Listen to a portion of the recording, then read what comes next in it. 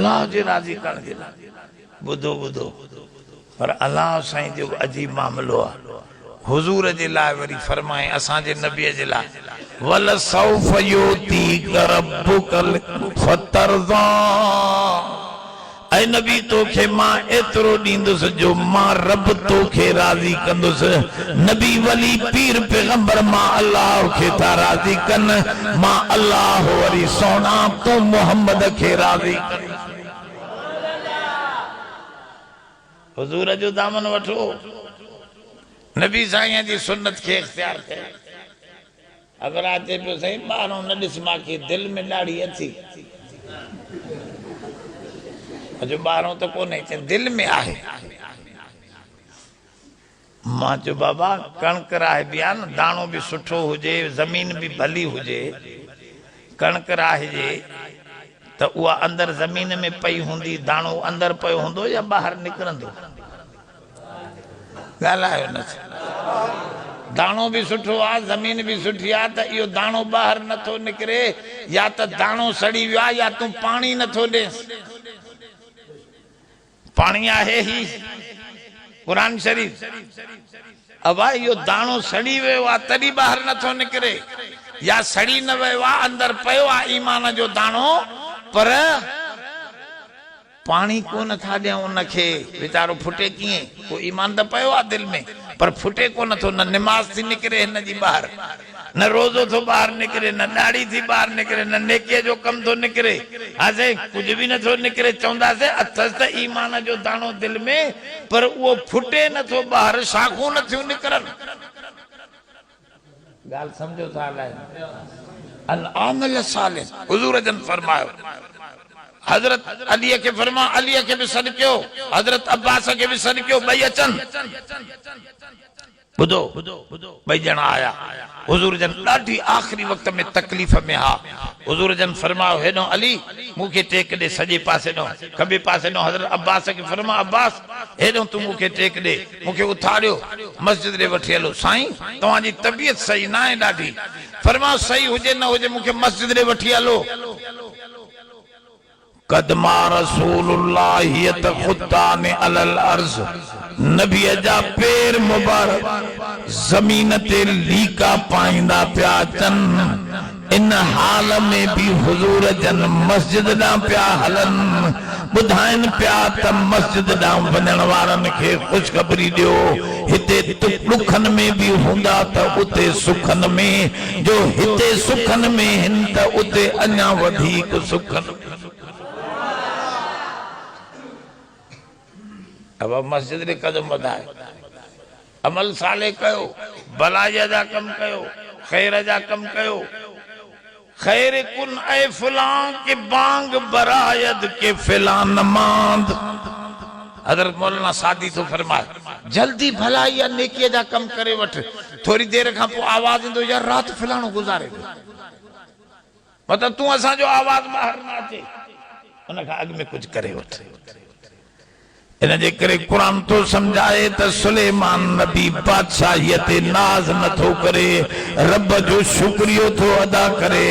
अमल साले जी दुआ थो करे त मां पाड़े सा भलो हला नेकी सा हला बुराई न खणी हला असा त वरी कोशिश कंदा से सजो गंद खणी करे पाड़े वारे जे दरवाजे पर हुजूर जन फरमाओ जेकने को तो जे गंद में तिरकी पियो त न जी जंग बगी तो खुंबराए तू जो सटी उते यो भी ईसा हुजूर फरमाओ घट में घट ईमान एतरो आहे जो रस्ते ता तकलीफ देण वारी शय के परे करे छद अल ईमान बिज़उ व सबऊन शुबा आलाहा ला इलाहा इल्लल्लाह व अदनाहा इमाततिल अज़ा अनित तरीक हुजूर फरमायो ईमान 70 खां वधिक शाखूं रखे थो पयो वडे में वडो डहर उन जो ला इलाहा इल्लल्लाह है सनियूं सनियूं गालियूं कम अज कम मानन के फायदो न थो दे त नुकसान खां उनन के बचा नुकसान का हे वरी गाड़ी एड़ी बिहारींदो साइकिल मोटर जो रस्ते तो कोई लंघी न सके असांजो कम त इहो थी वियो आहे। चवेस त कावड़जी वेंदो, हेॾियूं अखियूं ठो छो तुंहिंजो रोडा। अरे बाबा माण्हुनि खे तकलीफ़ आहे, लंघनि माण्हू काथऊं, तूं ये कीअं गाॾी बीहारी। हुज़ूर जन फरमायो मूंखे ॾेखारियो वियो, मुस्नद अहमद जी सही हदीस में मौजूद आहे। मूं हिकिड़ो हमरा ॾिठो जेको वॾो बदकार हो, पर उन हिकिड़ो कमु कयो, उन जे करे अल्लाह उनखे जन्नत ॾिनी, उन जा गुनाह माफ़ करे छॾिया। वो कहिड़ो कमु कयईं? हिकिड़ी लाम हुई तारीही वण जी, जेका माण्हुनि अचण वञण वारनि खे रस्ते ते लॻंदी हुई। हिन हिकिड़े ॾींहुं चाकू खणी उनखे टाम खे टुके टुके कटे करे फिटो कयो। अल्लाह साईं फशकर अल्लाह, अल्लाह हिनखे चयो थैंक यू, बेहतरीन कमु तूं कयो आहे, तुंहिंजा गुनाह माफ़ कयमि, हलियो अंदरि। रस्ते तो हिकिड़ी टाम हटाए, अॼु तूं वरी बाक़ाइदे ब्लॉक करे बीह, रस्तो ब्लॉक,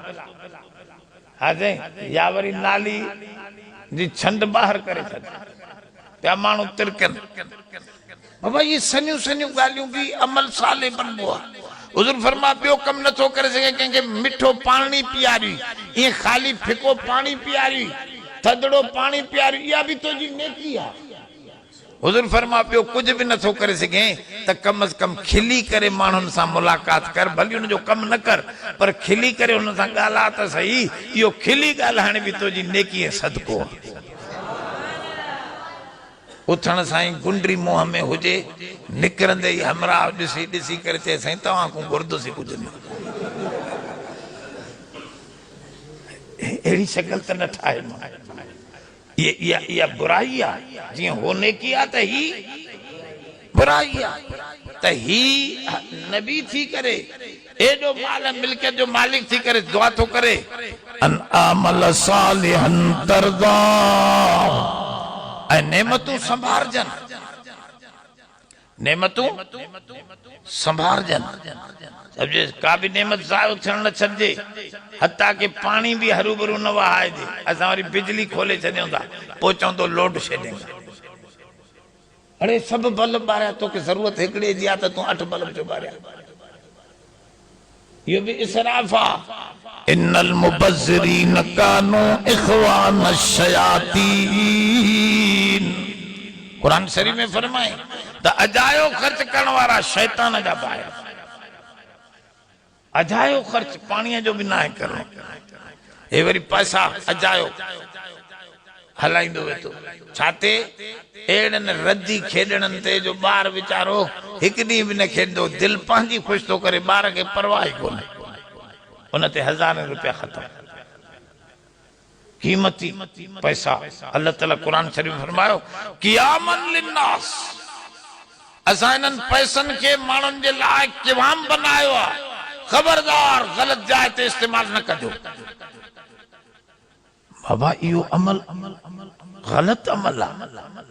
इसराफ न कयो, बाक़ी ख़ैर कयो जेतिरो वणे। अजायो ख़र्च न त हिते कुरान शरीफ ये तालीम पियो ॾे, अॻिते दुआ थो करे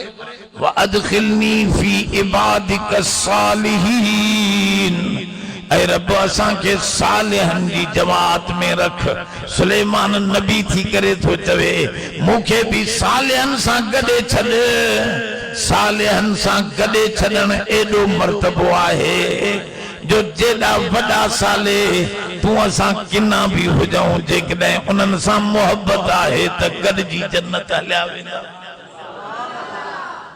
मां उनजो मिसाल ॾींदो आहियां। अबा हिन महले जी कहिड़ो महलो आहे? सूमरा, सूमरा महल। हिन सूमरे महले जी मिटी खणी मुठ मिटीअ जी खणी ऐं खणी वञो अन्न वारे दुकान ॾे, चओ साईं हे सूमरा महले जी आदिलपुर जी मिटी खणी आया हूं, महिरबानी करे वठ, मुठ मिटीअ जो थी। वो वठंदो वे या चवंदो वे चूतियो था हे मिटी काॾे खणी आयो? को सेंडक जो पहाड़ आहे, हिनमें सोनो पयल आहे जो तूं खणी आयो? मज़ाक उड़ाईंदो तव्हांजी, चवंदो चरियो माण्हू। पर इहा मिटी लप मिटीअ जी अन्न में पयल हुजे त जाथे अन्न तुरंदो, जहिड़ी रक़म में तुरंदो, इहा मिटी बि उन साॻी गालायो न यही गाल है कुरान समझे दुआ थो गुरे हज़रत सुलेमान ने व अदखिलनी फी इबादिक सालिहीन रब वो पान के कसर नफसी तो करे तब माखे इनन चंगन मानुन जी जमात में दाखिल करे असा के पियो सिखारे तब भल तमाम मिट्टी छो न हुजो पर जे कदे चंगन मानुन सा यारी दिल में मोहब्बत आहे त क़यामत जे ॾींहुं उन्हनि सां गॾु तव्हां जन्नत में वेंदो जहिड़े रक़म सां चङा तुरंदा तूं असां जहिड़ी मिट्टी भी गॾु तुरंदी हवाई गॾु थी वेंदो माण्हू इबादिक साली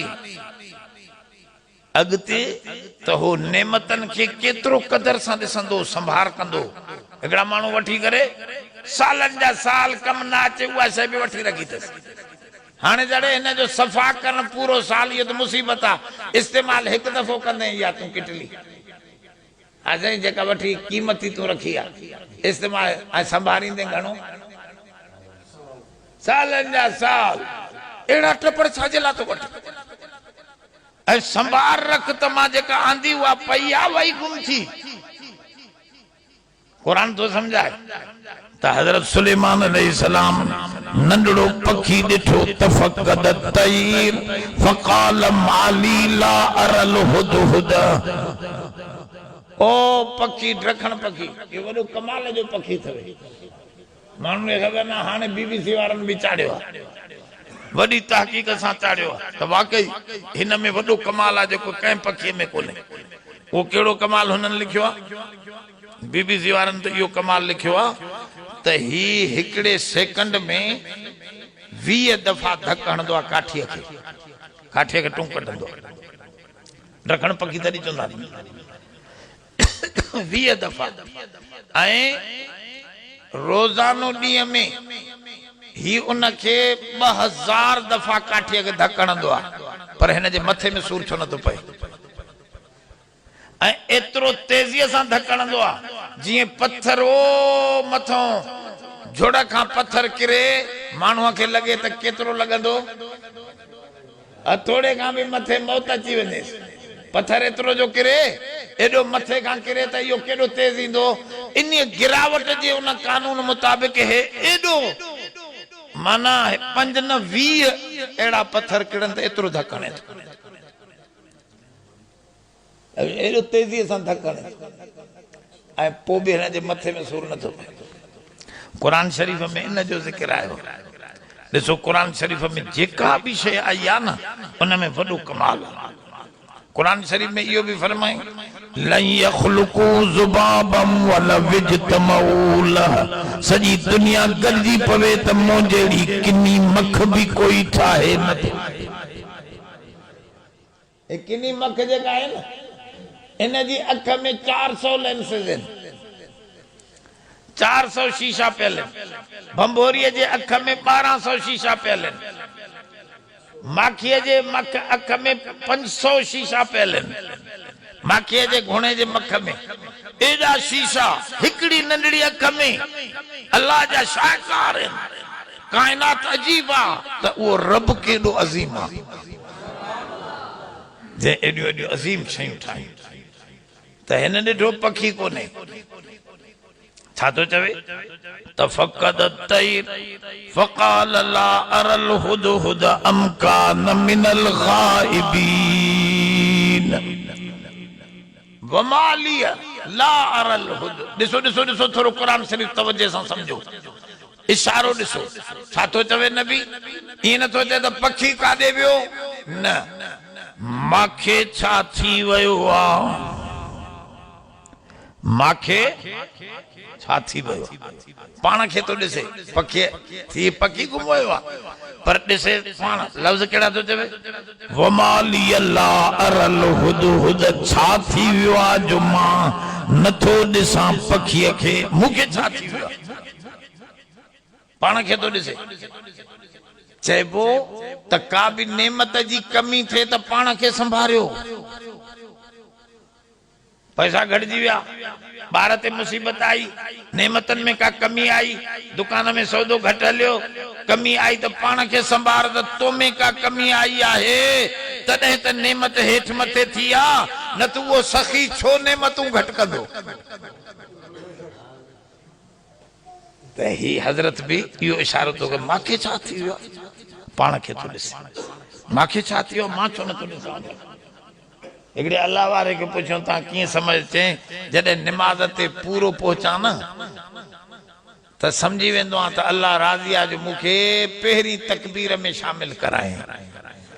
पर जेकने थोड़ो नजर रहमत मुंजी कमी अची वेंदी आ, मुंजे अंदर को गुनाह अची वेंदो आ त पो नमाज जो रकातूं हेठ मथे थी वेंदियूं, समझी वेंदो आ त ओडो रहमत जी कमी आई आ, या कमी ओडो ना आई आ, या मुंजे अंदर थी आ, तदे त ये थियो आ, पो मां इस्तगफार कंदो आ त वरी अगते वधी वेंदो।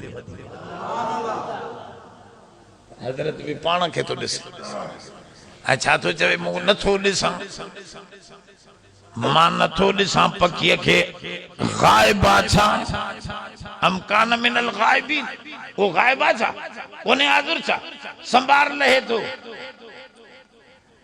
हुजूर जन फरमाया जेको मानू पांजे घर में बेगैरत थी रहे तो संभार नथो लहे, न जी नमाज कबूल न रोजो कबूल।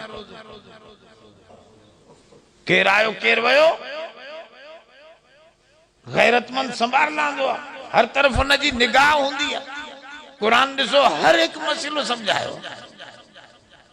कोई एड़ो मसलो ना है जेको हिन में न हुजे, सब शय वाजे करे छड़ी त गैरत से रहो, घर में संभाल रखो। तो ये शय गुम छो थी वई, काडे वई, किए वई।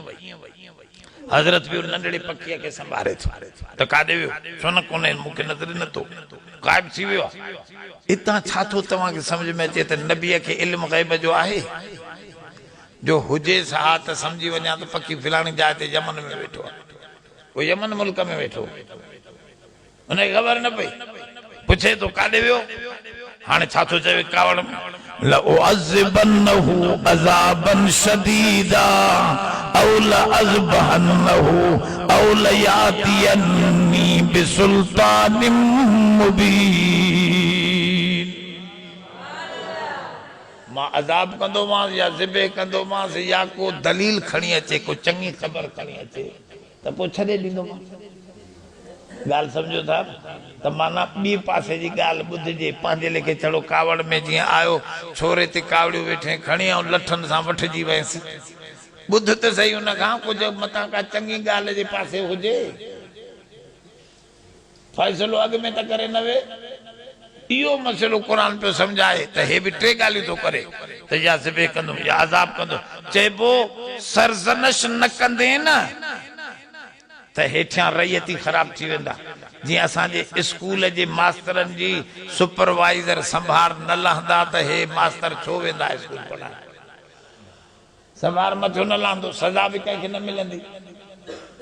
त चवंदुसि तमामु भलो कमु थो कयां, बसि मां वेठो आहियां, घर में पगार मिलंदी पई। त छोकरनि जो कबाड़ो इहो इन जे करे थिए थो जे नबी नंढड़ी नंढड़ी शइ संभारे थो, बुरको मटाए करे हज़रत उमर घुमे थो त संभार न हा मुल्क जी। असांजे हिननि वॾेरनि खे ख़बर कोन्हे, हवाई जहाज ते उॾरिया हलिया विया त रोड न रस्ता जेके 20 सालनि जा ठहियल उहे ई बीठा। इहो छा आहे, संभार न आहे। ये कुरान शरीफ फरमाई ये गुड गवर्नेंस ना है, ये सुठी बादशाही थोड़ी है, ये सुठी हुक्मरानी थोड़ी है।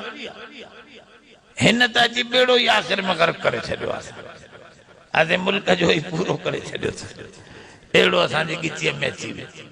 इहो अची न वियो, ख़ुदि मोकिलियो वियो त हिननि माण्हुनि खे मुस्लमाननि खे चङी तरह ज़लील कर वञे। हे सुञा छो नथा थियनि, असां सभु कुझु बंदि कयो, पोइ बि मालदार थी विया बीठा आहिनि। हिननि खे छा आहे न, बुख लॻेनि थी न, मानी खाइनि था, छा चकर हाणे मानी कढण सॼो सिस्टम ई ख़राब कर। अब ॻाल्हि सम्झो, ही अल्लाह जो नबी पखीअ खे चए थो काॾे वियो, अचे त अज़ाब कंदोमांसि या ज़िबे कंदोमांसि या को दलील खणी अचे। थोरी देर खां पोइ आयो त छा थो चवे, अहतु बिमा लम तुहित बिही वजितुक बिसबइन बिनबइन यकीन। साईं मां वॾी ख़बर खणी आयो आहियां जेका तोखे उन जी पूरी ख़बर न आहे। मां अहिड़ी ख़बर खणी आयो, माई आहे हिकिड़ी वेठी आहे तख़्त ते, सजदो करे थी सिज खे, सूरज बंसी आहे। अरे चांद बंसी सूरज जो आगे माण्हू सूरज के चांद के ये पूजींदा, ये मज़हब आहे। सूरज बंसी आहे, माई आहे, सजो थी कराए। यो शौक़ पियो ॾियारे हज़रत खे त तो जो कम आहे त दुनिया खे तौहीद पहुचा, वहदानियत पहुचा। तो जे ज़माने में एडी बादशाही जे हूंदे भी हिकिड़ी माई सॼी मखलूक के सिज जे साम्हूं पई झुकाए। त हज़रत चयो हाँ इहा ख़बर त वाकई वॾी आहे। चवे छा थो, अहतु बिमा लम तुहित बिही, मां एड़ी ख़बर खणी आयो आहियां जेका तोखे नाहे, जेका तोखे। हिकिड़ो चए पियो साईं इहा त न पढ़ो, इहा त वहाबी पखी थो लॻे असांखे। नबी खे थो चवे त तोखे नाहे, तोखे ख़बर नाहे। मां अहिड़ी ख़बर खणी आयो आहियां जेका तोखे ख़बर नाहे। ऐं नबी भी इनकार नथो करे त वाकई मूंखे ख़बर नाहे। चङो हे मुंहिंजो ख़त खणी वञो न, माईअ जे सीने ते रखी आहे। चइबो त इहो पखियुनि खां इहो कम बि वठंदा हा उन दौर में ख़त जे आनंद। इहो त क़ुर शरीफ़ में लिखियल आहे। उहो ख़त खणी वियो, अॻिते सॼो वाक़ियो आहे। बहरहाल मुंहिंजे मतिलबु इहो आहे त ही क़ुर उहो अज़ीम किताब आहे जेको ज़िंदगीअ जो हर नहज तव्हांखे सही रस्ते ते आणणु चाहे थो। ये चाहे थो त तव्हां हिन जे हिकु हिकु अखर खे सम्झो, उन मां ज़िंदगीअ जी रहबरी वठो। हिन खां परे हो अल्लाह से क़ुर शरीफ़ फरमाए यज़उ बिही, ही उहो किताब आहे यरफउ बिहाज़ल किताब अक़वामा। असां हिन क़ुर शरीफ़ जी ताबेदारीअ जे करे अरब जे ओठारनि खे पूरी दुनिया जो हुक्मरान बनायो। अब हज़रत उमर साईं वारा उठ चारींदा, क़ुर पढ़ियूं, अहिड़ी हुक्मरानी जो खुद नेहरू हिंदुस्तान जो बानी, वो नेहरू तो चवे जेका लोकसभा में तकरीर कई, उन तकरीर में चई अबू बकर उमर जहिड़ी बादशाही हिंदुस्तानियों हलायो। हिंदुस्तान में हज़रत अबू बकर उमर जो अज भी लिखियल आहे रिकॉर्ड में। उन हिंदू चयो त अबू बकर उमर वांगुरु बादशाही हलायो। पंहिंजनि खे हिंदुनि खे चए पियो त हिंदू उथी बीठा गोड़ कयो त हिन चयो शांति शांति सुकून कयो। मां तव्हांखे सम्झायां, चयो साईं तव्हांखे राजान महाराजान में मिसाल न मिलियो जो मुसलमाननि जे खलीफ़नि जा असांखे मिसाल ॾियो था। हिंदुनि चयोसि त चई हा मां राजा महाराजा पढ़िया आहिनि, तमाम किताब मां कंघालिया आहिनि, पर गांधी तो चवे मां तमाम किताब कंघालिया आहिनि, पर अबू बकर उमर जहिड़ी बादशाही मूंखे काथे भी तारीख़ में नज़र न आई जो अध धरतीअ जा मालिक आहिनि, पर चोलो 12 चतन 16 चतन वारो लॻल पातियूं घुमंदा वता हा। बादशाहीअ में फ़कीरी कई आहे त अबू बकर उमर कई। सब चो रिज़वानुल्लाह अलैहिम अजमईन। अब ये वो अज़ीम हस्तियों ये कुरान सां बनियो। असां कुरान शरीफ़ के छॾे ॾिनो, हिन सां यारी असांजी टुटी वई आहे। अज भी जोड़ियो, हे कुरान तव्हांजी इज्जत अफ़ज़ाई कंदो, हे तव्हांखे ज़िंदगीअ जो सभु नहजूं सम्झाईंदो। तव्हांजो किरदार ख़ुदि अहिड़ो थी वेंदो जो गैर मुस्लिम पाण चवंदा असांखे मुसलमान बनाए। पर असांजो किरदार ख़राब हूंदो त कीअं ईंदा माण्हू। ॻाल्हि सम्झो था हलाए। असां गारियूं ॾियण वारा बि असां जेल में पवणो आहे, जेल में वञो त हिंदू घटि मिलंदा, मुसलमान वेठा। असां उहो किरदार ख़तमु करे छॾियो जेको माण्हुनि खे दावत ॾींदो हो दीन जी, त दीन हिन जो नालो पाण खे बनायो। मौलाना लिखियो, मौलाना मसनवी रहमतुल्लाह अलैह हिकिड़ो किस्सो लिखियो आहे पंहिंजे किताब मसनवी में, त हिकिड़ो मुअज़्ज़िन हुयो, आज़ान ॾींदो हो, पर अहिड़ो गंदो आवाज़ हुयुसि जो माण्हू छिरक भरे उथी वेंदा, डिॼी वेंदा त अलाए कहिड़ो घणा उथियो आहे। कुता पांजे लेके भजंदा हा डोड़ंदा हा समझे उन जे आवाज ते तब महले वारन चयो अदा हिन के पैसा दई छुट्टी करायोस गोठ वने को बियो रखदासे हिन सा बार डिजी था वने हिन जे आवाज ते हिन बेचारे के दिनो पैसा बा पगार तुजी पहिरी सुवाणी थींदी तू हल पाजो गोठ वन असा बियो रखदासे हे बेचारो हलियो रस्ते में हिंदुन जो वडो गोठ सुबह जे आज़ान जो टाइम थियो हिन के मुसलमानन झलियो हिंदुन जो गोठा हिते आज़ान न दे समझे से विड़दई जहां विड़दा हिन के डाडो झलियो चेपो बे कहीं को ॾियारियूं था सुरेले आवाज वाले को तो जो आवाज भी खराब है तो चुप करे वे जे न साईं मां ॾींदुस हे बेचारिया अवा ठोके जो दिन हिन आज़ान ते हे मुसलमान डिजी विया असा काफिले में 8-10 ॼणा हूं हे पूरो हिंदुन जो गोठा मारे विझंदासीं समझे ॾाढो परेशान थिया त हिन चरे आज़ान त ॾिनी हुननि जी निंड फिटी हूंदी हिंदुनि जी हाणे त वॾी मुसीबत में पइजी वियासीं ॼाण डंडा खणी निकिता त हे वीचारा हेॾे होॾे लिकदा को कवरो खयूं हेॾे वियो को वदनो खयूं हेॾे निकिरी वियो वतन पिया मुसलमान हेॾे होॾे फिरदा त हिकिड़ो हिंदू वीचारो असें वॾो मिठाईअ जो दॿो भरे हुयो बि मिठाईअ जो दुकानदार वो दुकान वॾो दुकान में जो दॿो भरे मिठाईअ जो ऐं हिकिड़ो कपिड़नि जो जोड़ो खणी आयो चई अदा इहा आज़ान कंहिं ॾिनी माण्हू त ॾंडनि जे इंतज़ार में हा पर उहो हिंदू छा खणी आयो मिठाई ऐं कपिड़ा खणी आयो चई अदा इहा आज़ान कंहिं ॾिनी चई अदा आज़ान माण्हू डिजी विया त अलाए छा आहे मसइलो चई बाबा डिजो न असां मां मिठाई खणी आयो आहियां उन असांजो वॾो कमु करे छॾियो आहे इन आज़ान ॾियण वारे असांजो वॾो कमु कयो आहे चई बाबा कहिड़ो कमु कयो आहे मिठाई उन आज़ान वारे चयो अदा इहा मां ॾिनी थमाए मिठाई ॾिसी वॾी ज़ोर सां चवे पियो इहा मां ॾिनी थमाए चई हा तूं ॾिनी आहे अबा हे मिठाई हे जोड़ो सम्झेसि अञा हाणे दुआ कंदो हलिया वञ सम्झेसि हे इन हिकिड़े चयो यार पुछूं त सही हिंदू खां की कमु हिन कहिड़ो वॾो कयो हिन जी आज़ान मां इन्हनि खे छा फ़ाइदो मिलियो त उन हिंदू खे पोयों सॾु करे चयो बाबा ॻाल्हि असांखे थोरी सम्झायूं त वञो हिन जे आवाज़ आज़ान में तव्हांखे कहिड़ो